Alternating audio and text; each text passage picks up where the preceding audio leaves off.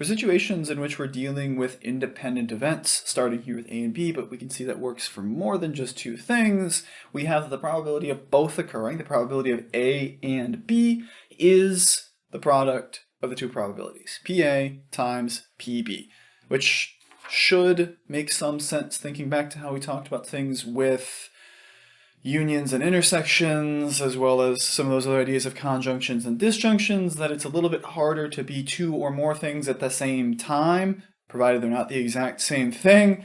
And here this says that same sort of idea, but now in terms of probabilities. That it is less likely to get two things at once than it is to get either one, because you've got to multiply, or multiplying fractions. Multiplying fractions makes things smaller. Anyway, let's take a couple of examples here so we can see how this works. It's pretty straightforward, but still good to get some practice.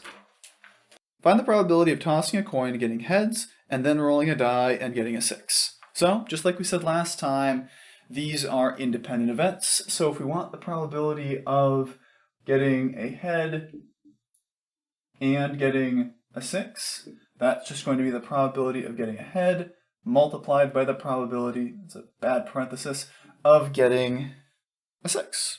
So, if we want to get this value here, it's just going to be 1/2 times 1/6, or 1/12, which if you prefer as a decimal, I'm not going to write it there, is about 0.083. So, pretty straightforward example here. Like I said, it's not the most complex process. Let's take something that's a little bit more empirical in nature to see that this idea still works, but you can deal with some slightly more involved cases. For a second example, we have that for anterior cruciate ligament, that is ACL, reconstructive surgery, the observed probability that the surgery is successful is 95%. Find the probability that 3 successful surgeries are successful. So again, here this is coming from the specific cases of a doctor's work or some number of doctors' works. I don't know if that would be plural or not, but the point is this is based on specific evidence. Like I said, this is more empirical in nature, whereas that last one's a bit more classical or theoretical, depending on what phrasing you use, that sort of thing. But in any case, here, if we want to extend our idea to a third case, it actually doesn't really change that much there.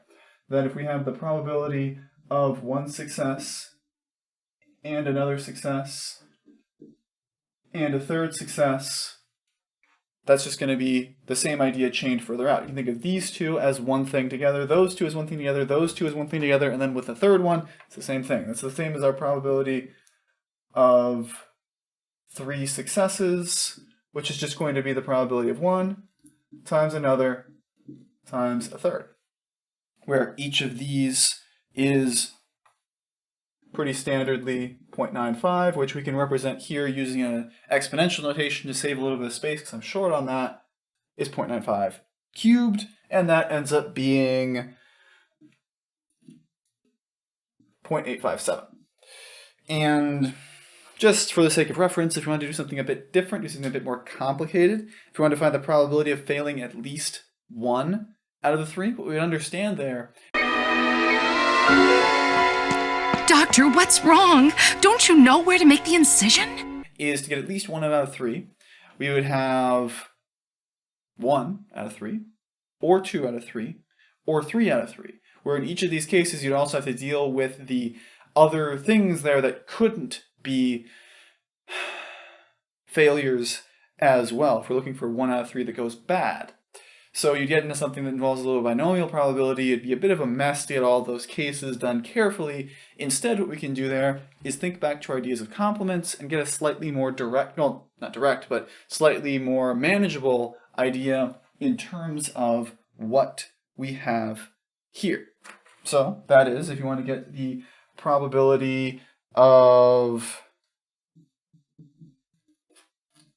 at least 1 failure, the opposite of at least 1 failure is none failures.